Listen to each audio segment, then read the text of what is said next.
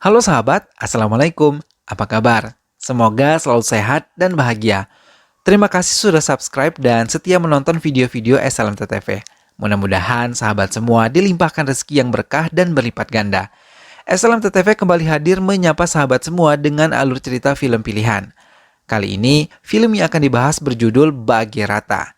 Film ini menceritakan tentang seorang anak yang mewujudkan mimpi ayahnya untuk membangun jembatan untuk desanya yang terisolir dari dunia luar. Bagaimanakah kisah perjuangannya? Simak alur ceritanya berikut ini. Tapi sebelumnya ingat selalu untuk klik like, komen, share, dan juga subscribe. Kalau sudah, mari kita langsung masuk ke alur ceritanya.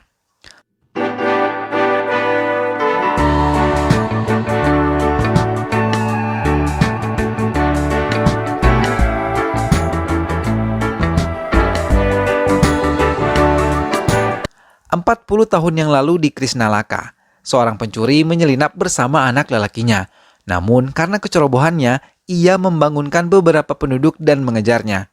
Hingga pencuri tersebut tertangkap dan dipukuli di depan anak laki-lakinya. Namun kepala desa marah melihat warganya melakukan hal tersebut. Ia meminta mereka mengantar pencuri tersebut ke kantor polisi. Mereka membawa pencuri itu menaiki sebuah kapal laut kecil. Karena desa Krishnalaka adalah desa terpencil yang terpisah dari wilayah lain. Jika penduduk desa mau ke kota, maka mereka harus menaiki perahu kecil untuk menyeberangi sungai. Kecuali cuaca buruk, mereka tidak dapat menyeberang. Perahu pun datang selama 1 jam sekali. Pencuri itu takut membayangkan dirinya akan dipenjara dan mengalami penderitaan. Maka diam-diam ia terjun ke dalam sungai. Namun naas ia tenggelam di sungai tersebut. Anak pencuri itu yang bernama Venkrat Ratnam dibawa lagi ke desa dan tubuh ayahnya tidak pernah ditemukan di sungai tersebut. Venkrat terus menangisi kepergian ayahnya. Seorang anak dari kepala desa itu meminta kepada ayahnya untuk mengangkat Venkrat menjadi anak sekaligus adik untuknya. Ayahnya setuju dan membawa Venkrat dalam keluarganya. Semua anggota keluarga menyayangi Venkrat tanpa ada perbedaan kasih sayang satu sama lain. Hingga ketika dewasa, ayahnya mengirim Venkrat untuk bersekolah di kota dan berharap menjadi orang yang sukses. 20 tahun kemudian, Venkrat kembali ke desanya untuk menghadiri pernikahan adik angkatnya bernama Geta. Semua penduduk bahagia menyambut kedatangan Venkrat terlebih ayah dan juga kakaknya. Mereka sama-sama melepas rindu, berbagi cerita dan kebahagiaan. Hingga sebuah bencana pun datang. Saat iring-iringan pengantin meninggalkan desa, hujan turun dengan derasnya. Semua warga khawatir terjadi badai di sungai. Ternyata kekhawatiran warga terwujud. Kapal yang ditumpangi Greta dan keluarganya tenggelam. Beberapa dari mereka selamat dan banyak yang meninggal dalam musibah tersebut. Venkrat menangis sedih karena Greta, ayah angkatnya, meninggal dalam musibah tersebut. Bulabai, kakak Venkrat, bersedih karena hujan terus turun hingga malam. Sedang warga masih ingin terus mencari keluarga mereka yang belum ditemukan. Venkrat mendekati sang kakak mencoba menghiburnya. Bulabai meminta Venkrat yang telah sukses di kota untuk bisa membuatkan jembatan untuk desa mereka agar musibah seperti ini tidak akan terjadi lagi. Warga sakit pun bisa dengan cepat dibawa ke kota untuk mendapatkan pertolongan medis. Venkrat bersedih karena harus meninggalkan desa dan keluarganya lagi. Namun ia berjanji akan membangun jembatan sesuai keinginan kakaknya. Venkrat meninggalkan desa Krishnalaka kembali ke kota.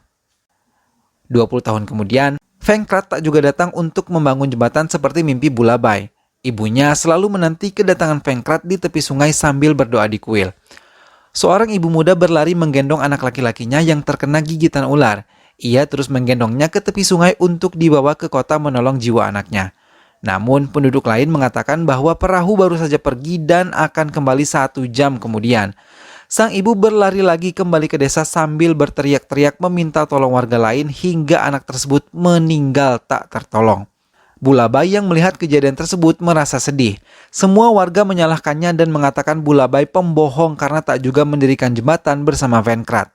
Hal itu membuat hatinya lebih bersedih.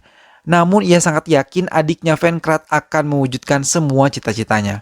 Chandu, anak dari Bulabai, menawarkan diri untuk menyusul pamannya Venkrat ke Hyderabad.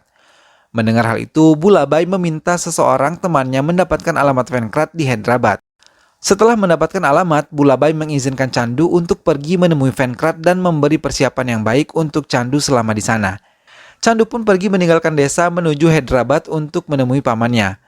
Sesampainya di Hyderabad, Chandu langsung menuju kantor pamannya. Ia terkesima melihat kantor pamannya yang begitu besar bertuliskan KVR, Kontraktor Venkrat Ratnam. Chandu masuk ke gedung tersebut dan menemui penerima tamu yang langsung mempersilakan Chandu masuk ke ruang rapat. Venkrat sedang memimpin rapat.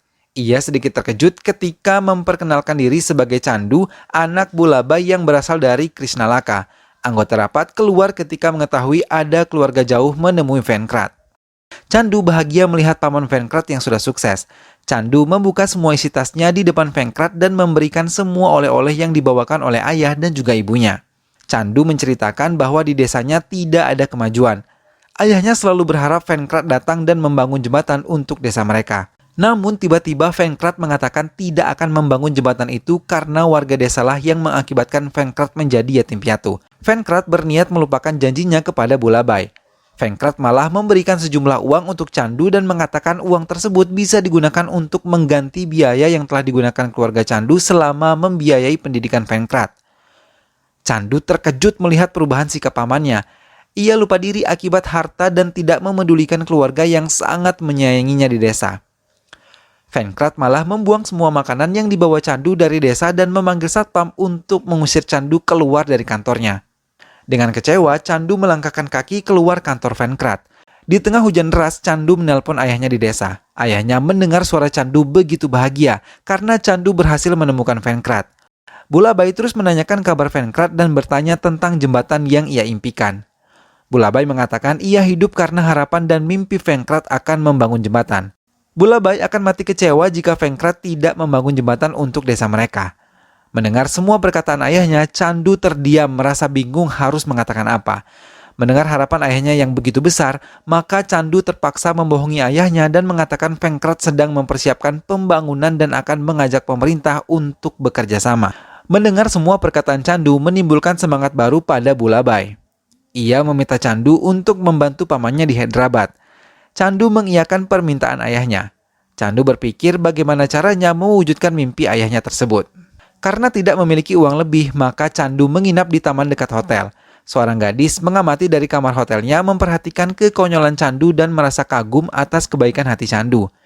Ia pun mengirimkan pizza kepada Chandu sebagai pengganti roti yang dimakan anjing tadi.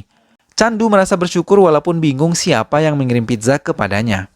Pagi harinya, Chandu yang sedang membeli minuman melihat pria mencurigakan sedang mengintai seorang pria yang membawa koper keluar dari bank. Karena penasaran, Chandu mengikuti mereka. Chandu melihat aksi mereka mengambil koper tanpa diketahui oleh pemiliknya. Chandu kemudian mencoba mengejar pemilik koper namun gagal. Chandu kembali mengikuti pencuri yang memasuki toilet. Chandu menyusul mereka ke toilet dan melihat mereka sedang membagikan hasil curian mereka. Melihat kedatangan Chandu, mereka mengusirnya. Namun bukan keluar, Chandu malah mengunci pintu kamar mandi dan memberi mereka pelajaran.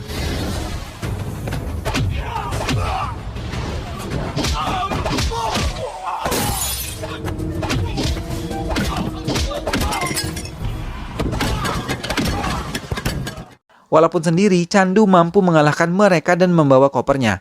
Chandu mengantarkan koper tersebut ke pemiliknya. Ia berhasil menemukan pemilik koper yang merupakan pengusaha kontraktor. Tuan Durga Prasad yang merupakan pemilik koper berisi uang mengucapkan banyak terima kasih kepada Chandu. Setelah selesai dengan Tuan Durga Prasad, Chandu terkejut ketika keluar bajai yang ia tumpangi sebelumnya telah pergi sekaligus membawa tas milik Chandu.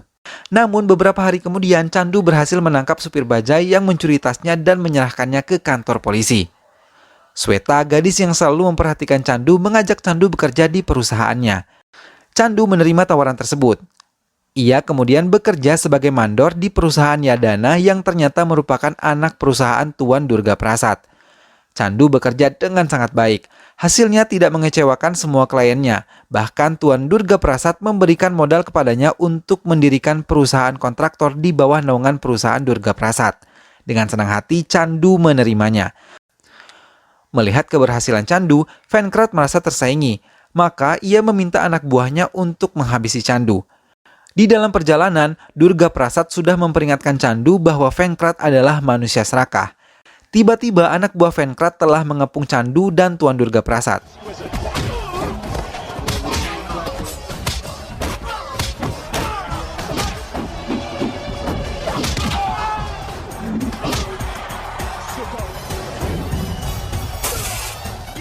Candu terpaksa melawan dan menghajarnya satu demi satu hingga ia mengetahui sendiri bahwa dalang dari semua ini adalah Venkrat, pamannya sendiri. Candu mendatangi kediaman Venkrat dan mengatakan ia akan benar-benar membangun jembatan seperti impian ayahnya. Sweta melihat Candu marah-marah terhadap ayahnya, merasa kecewa dan memutuskan untuk berhenti bekerja dengan Candu. Sweta datang ke kantor Candu mengajukan surat pengunduran dirinya dan mengatakan dia adalah anak Venkrat. Candu sedikit terkejut mendengarnya. Kemudian ia menceritakan asal-usul ayahnya dan tujuan Candu berada di kota tersebut. Mendengar itu semua, Sweta membatalkan niatnya untuk mengundurkan diri dari perusahaan Candu. Vekran kemudian menyuap anak buah Yadana untuk menghabisi Yadana serta mengadu dombanya. Namun anak buah Yadana yang tertangkap basah mau menghabisi Yadana mengatakan ia diperintahkan oleh Candu untuk menguasai perusahaan kontraktor Yadana. Akhirnya Yadana termakan hasutan Venkrat dan merencanakan membunuh Candu. Yadana membawa Candu ke sebuah tempat dan meminta anak buahnya menghabisi Candu. Dengan bingung, Candu berusaha melawan anak buah Yadana untuk menyelamatkan jiwanya.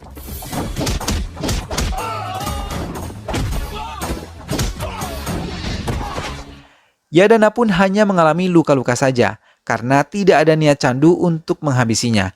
Venkrat mengajak kembali kerjasama Yadana untuk menghancurkan Candu dan Tuan Durga Prasad.